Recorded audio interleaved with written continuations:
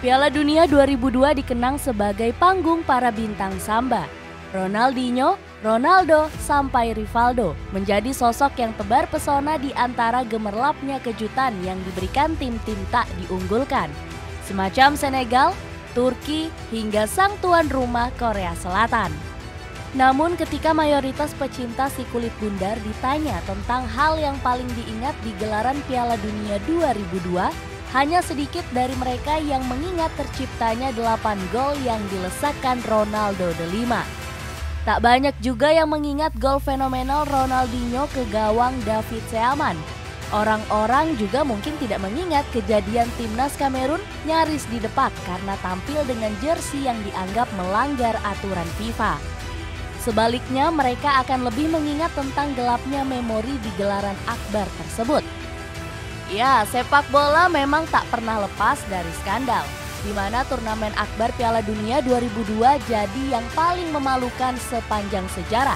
Gelaran yang awalnya menempatkan Jepang, Korea Selatan, dan Meksiko sebagai pihak yang mengajukan diri untuk jadi tuan rumah itu benar-benar menciptakan sejarah kelam.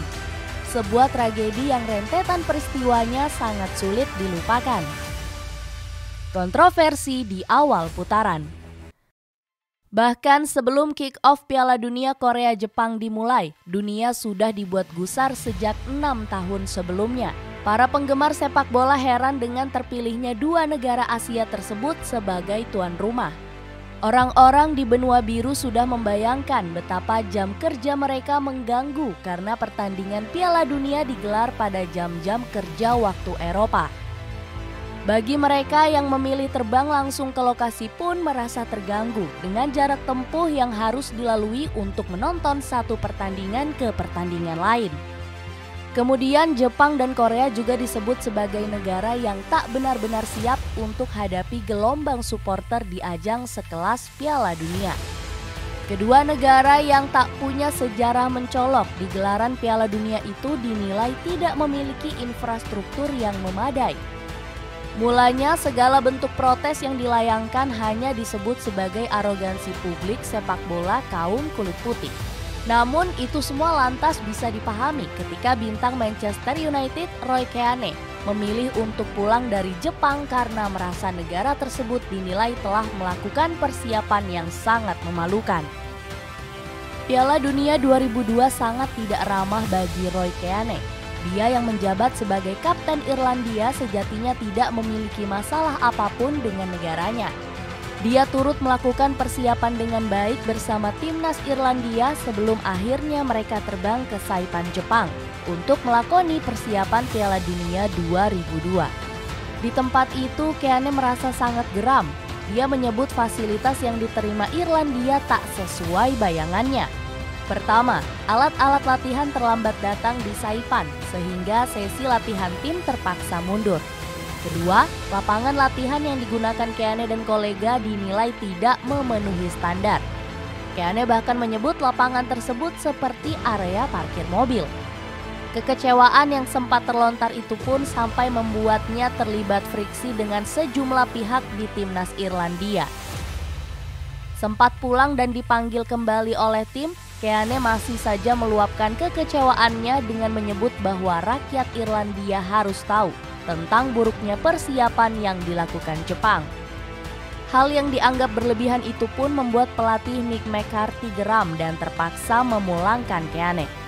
Pada 2015 lalu, harian AS bahkan mengabarkan bila Jepang telah melakukan penyuapan untuk bisa jadi tuan rumah Piala Dunia 2002.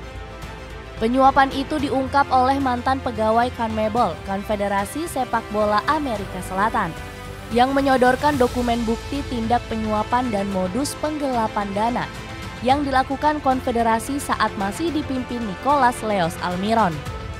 Dikatakan Jepang mengalirkan gelontoran dana besar kepada CONMEBOL melalui sang presiden untuk didistribusikan kepada 10 negara anggota CONMEBOL.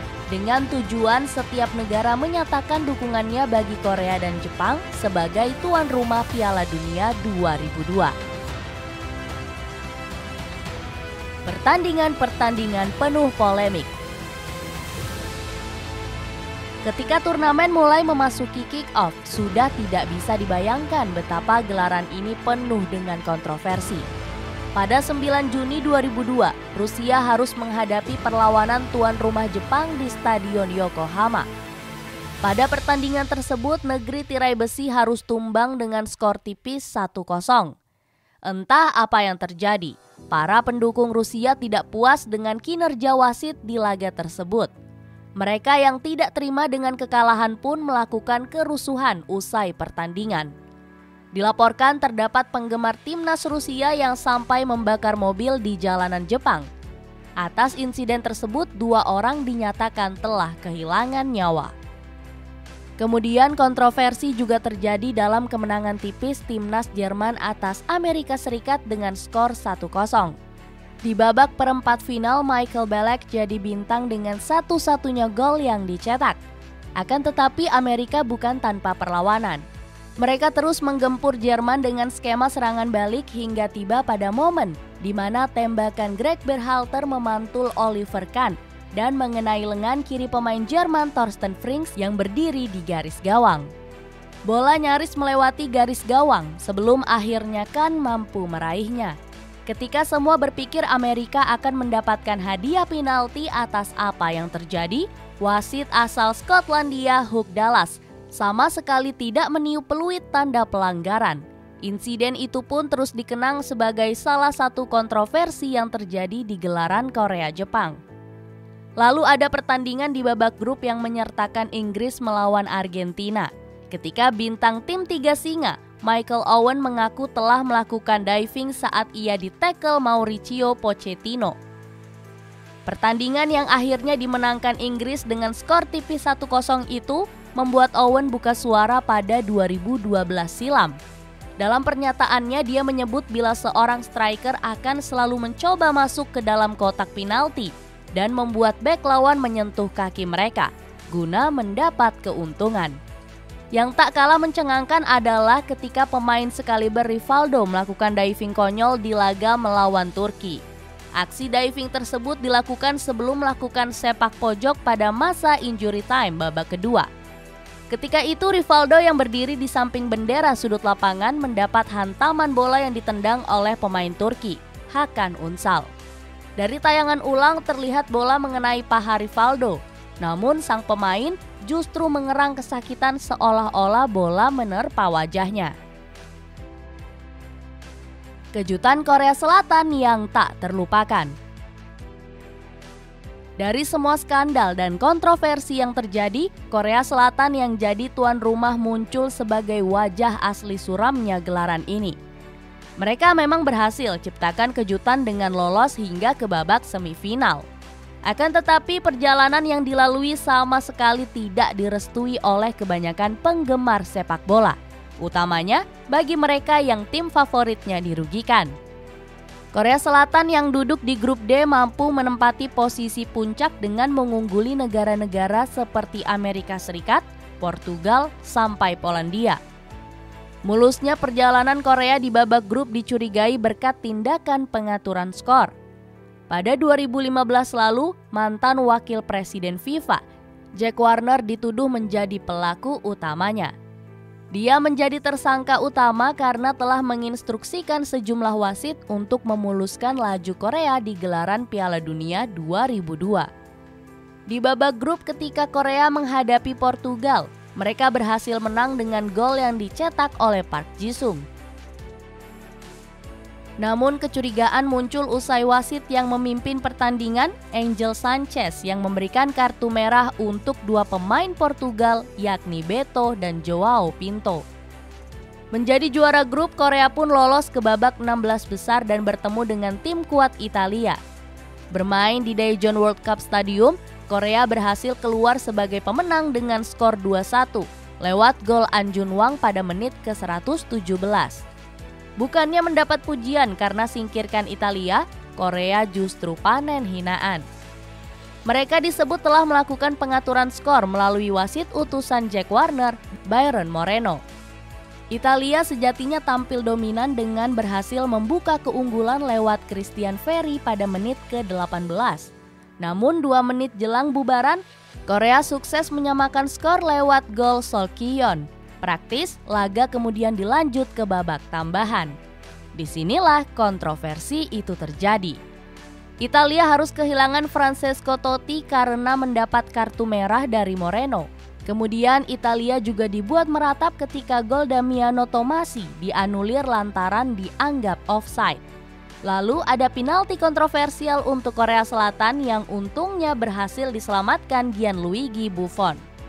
Pada menit ke-117, Italia harus mengubur mimpi dalam-dalam usai mereka kalah secara tidak terhormat lewat sontekan An Jung-hwan. Merasa sangat kecewa, kesal, marah, dan muak, An Jung-hwan yang saat itu bermain di Perugia pun sampai diusir oleh sang presiden Luciano Gaucci.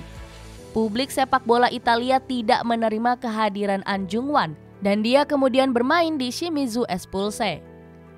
Yang tak kalah mengesalkan adalah ketika Spanyol juga turut menjadi korban dari kecurangan yang dilakukan timnas Korea. Pertandingan yang dipimpin oleh wasit asal Mesir, Gamal Al-Gandour, memunculkan tuan rumah sebagai pemenang lewat drama adu penalti. Saat berjalannya laga di waktu normal, sang pengadil lapangan menganulir 2 gol yang dicetak Spanyol. Gol pertama yang dianulir terjadi saat tendangan bebas melayang ke kotak penalti. Bola yang memantul dari bahu Kim Tae-yong lantas masuk ke jaring gawang timnya sendiri. Tapi wasit menganulir gol tersebut dengan menganggap terdapat tarikan baju Ivan Alguera. Kemudian dalam proses gol kedua yang dianulir, Joaquin Sanchez berhasil memenangi duel udara. Tapi kali ini asisten wasit mengibarkan bendera untuk menunjukkan bahwa bola telah keluar lapangan. Padahal bila disimak dengan seksama, tayangan ulang menunjukkan gol itu sah. Kenangan demi kenangan yang tercipta di gelaran Piala Dunia memang lebih banyak timbulkan lara. Sekali lagi, meski Brasil mampu menggondol gelar juara dunia kelima, lengkap dengan aksi brilian Ronaldo D5, sejarah tak akan pernah melupakan betapa Korea telah mendurhakai negara sekelas Portugal, Italia, dan Spanyol.